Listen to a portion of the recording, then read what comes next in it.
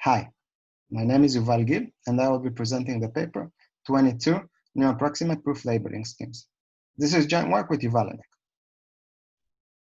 and So we start by presenting the model. Our work is in the field of distributed decision. In a distributed decision system, we're given a configuration graph GS, which consists of a connected graph G, along with a function S that assigns to each node a bit string. Our goal is to decide if GS satisfies a certain property.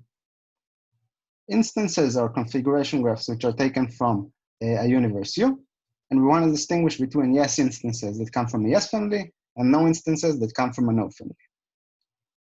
These two families are disjoint. A classical example of a distributed decision mechanism is called proof labeling scheme. Proof labeling schemes were introduced by Corman, Kuten, and Peleg, and they involve a centralized prover and a distributed verifier. Given a yes instance, the prover generates its proof by means of a label assignment L. That means that each node V is assigned with a label L of V, which is a bit string. In response to that, the verifier computes for each node a Boolean value locally. And by locally, we mean that a node V has access to S of V, to its label L of V, and to its neighbors' labels as well. For a proof labeling scheme to be correct, we make two correctness requirements. First of all, if GS is a yes instance, then the prover generates a label assignment such that all nodes return true. In that case, we say that the verifier accepts GS. If GS is a no instance, then for any label assignment, we ask that at least one node returns false. In this case, we say that the verifier rejects GS. A proof labeling scheme is measured by means of its proof size, which is defined to be the size of the largest label assigned by the honest prover. Now, proof labeling schemes, since their introduction, there have been many studies into proof labeling schemes, along with some variants. And the variant that we focus on is that of approximate proof labeling schemes. Approximate proof labeling schemes were introduced by Cenzo, Hillel, Paz, and Perry. They consider a distributed graph optimization problem that we denote by psi, and a parameter alpha, which is the approximation ratio. For the sake of simplicity, in these slides, we're gonna address minimization problems. The extension into maximization problems is natural, and we address it in the paper. We separate between two settings. The first we call alpha approximate proof labeling scheme, or alpha APLS for short. In that setting, our instances are input-output graphs, or I/O graphs for short, which are configuration graphs where S encodes an input assignment which is assumed to be legal, and an output assignment O that encodes a proposed solution. A proposed solution for psi. So in an APLS, we want to decide the optimality of O. However, we might accept some instances which aren't optimal, but aren't too far from being optimal. So what does that mean? We define yes instances to be I/O graphs where O is a feasible optimal solution, and no instances to be I/O graphs where O is either infeasible or not an alpha approximation. The second setting is that of alpha approximate decision proof labeling scheme, or alpha ADPLS for short.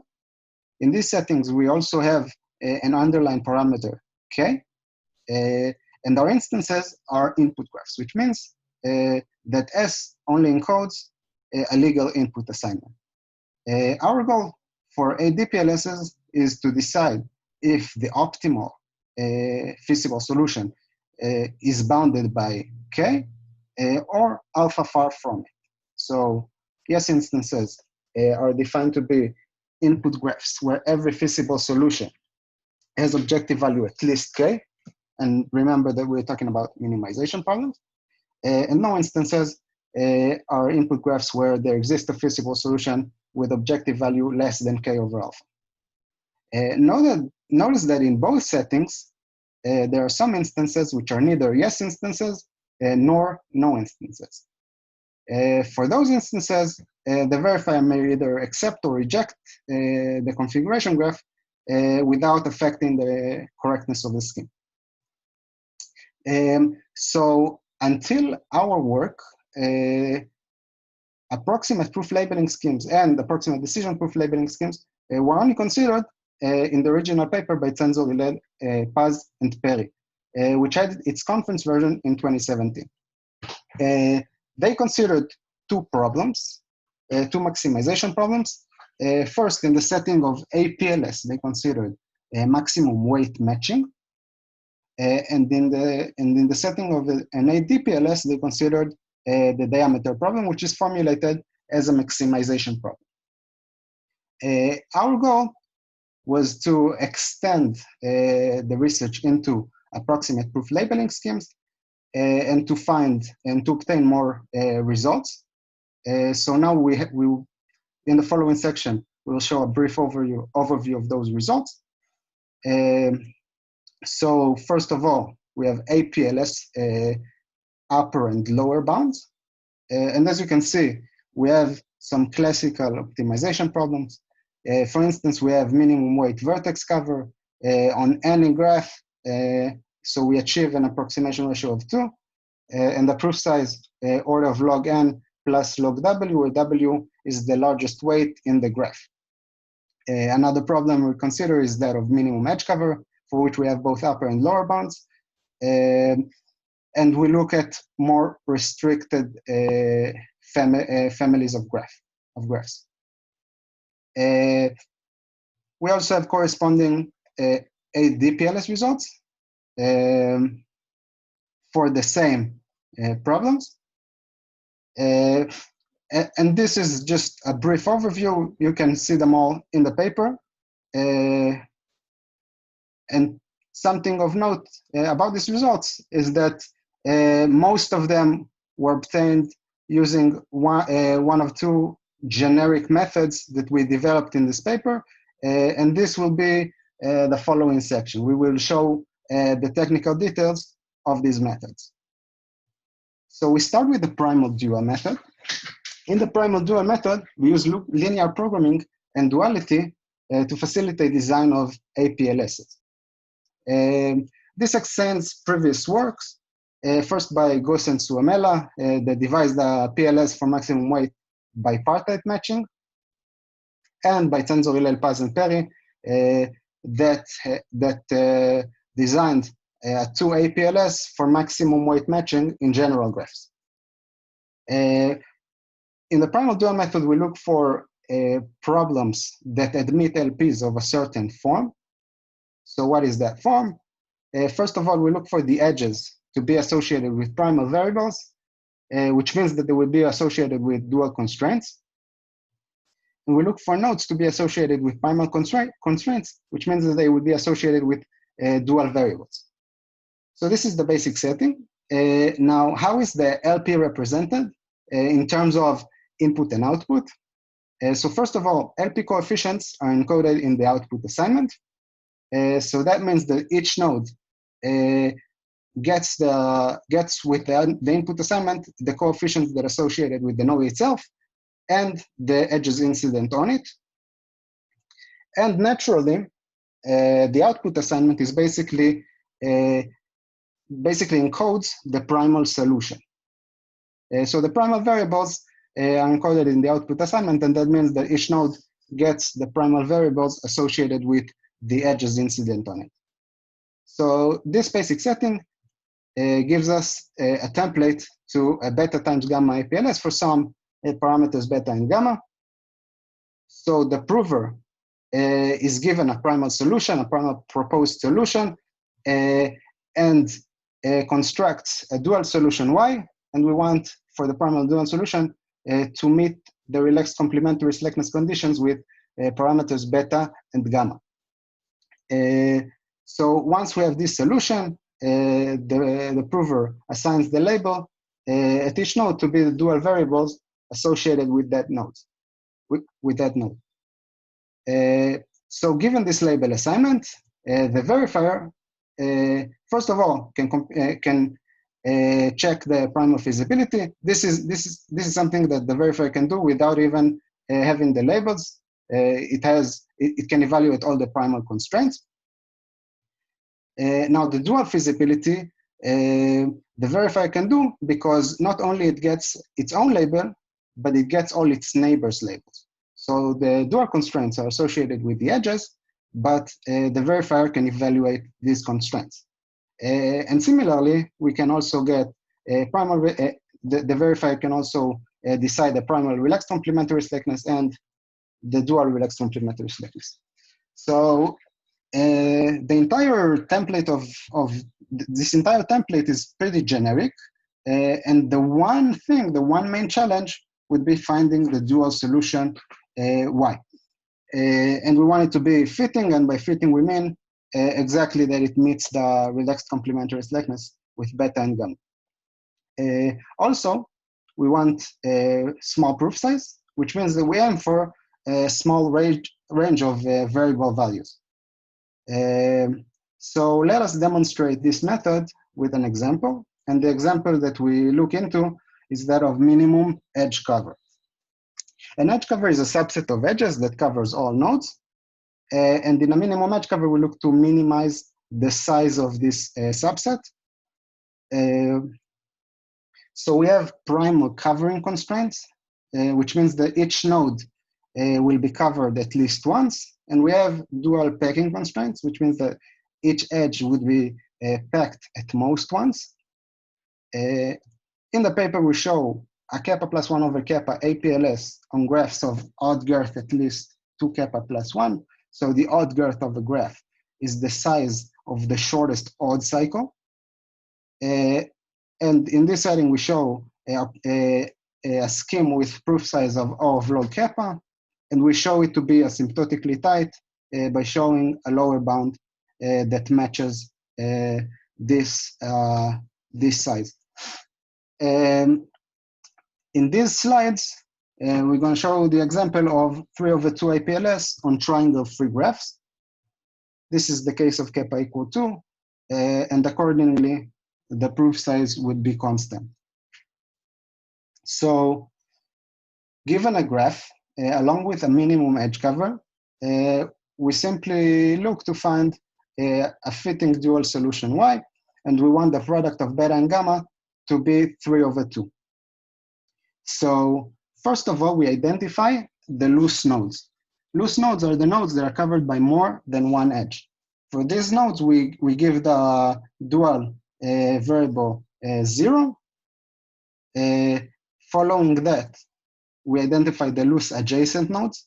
So loose adjacent nodes are nodes that aren't loose, but are connected to loose nodes by an edge in the cover.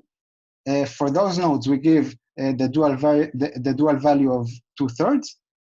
And finally, for the remaining nodes, we give the dual value of 1/3.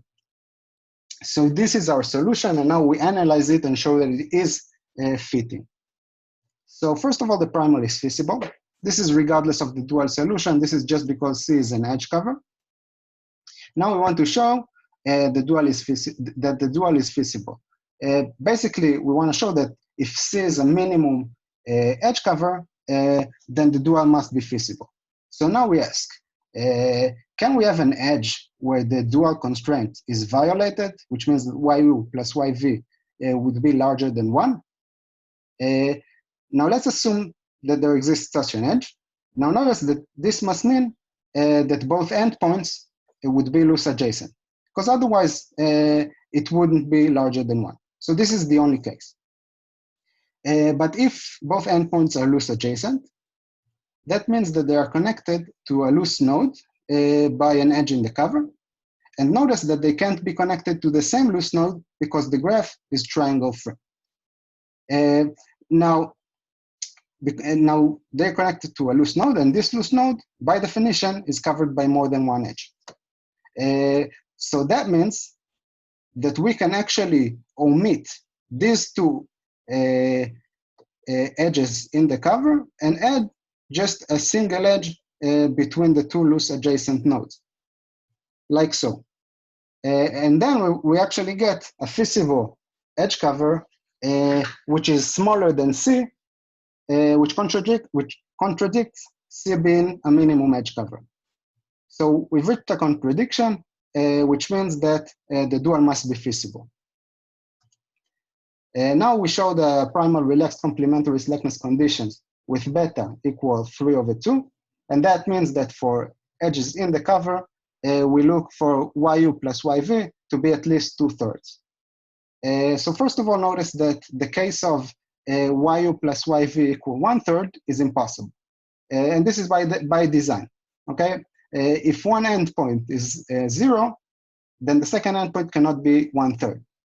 Because if the second endpoint isn't loose, then it must be loose adjacent, and then it would have 2/3.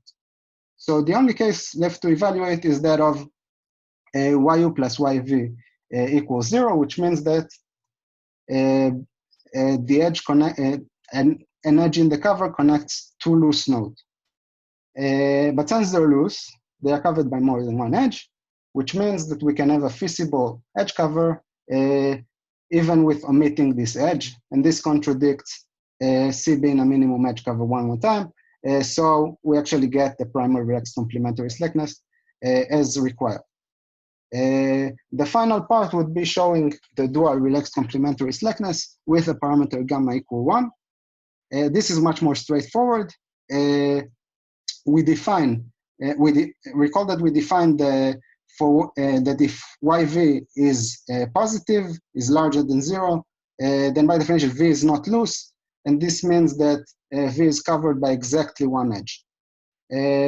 So this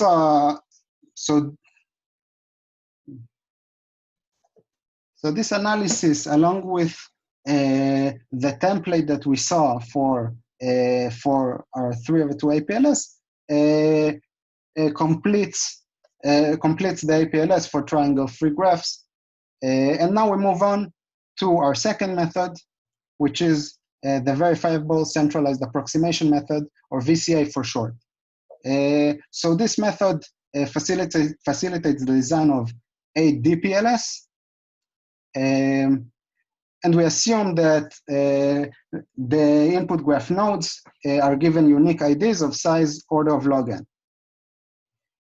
So the main idea of this method, first of all, the prover uses some alpha approximation algorithm, ALG. This is a centralized algorithm, and it obtains a solution, which is an alpha approximation. Following that, it assigned the following label. First of all, the solution that was obtained from ALG in a distributed fashion. Following that, we look at two separate tasks. The first task is for the prover to prove that the solution is actually an outcome of ALG. And the second task is for the prover to prove that the objective value of the solution is at least K. Now, again, we're talking about minimization problems. For maximization problems, we would look at most instead of at least. So there are two tasks. And first of all, let's address the last one. How do we prove that the objective value is at least K? So this is a technique based on Corman, Kuten, and Peleg. And the basic idea is to distribute this proof using a rooted spanning tree. So the prover constructs a rooted spanning tree. It then decomposes the objective value of the solution into partial values that are assigned at each node, such that the sum of the partial values would be exactly the objective value of the entire solution.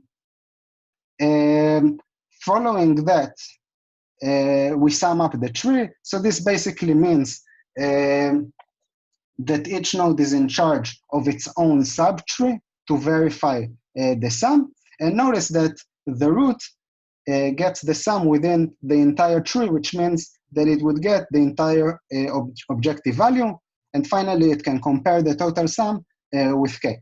So we're not getting into specific technical details, but this is in a high level what we do, and this is pretty generic. This is something that that doesn't take into account neither alg nor the problem itself, and this is something that just repeats itself at any ADPLS in the VCA method.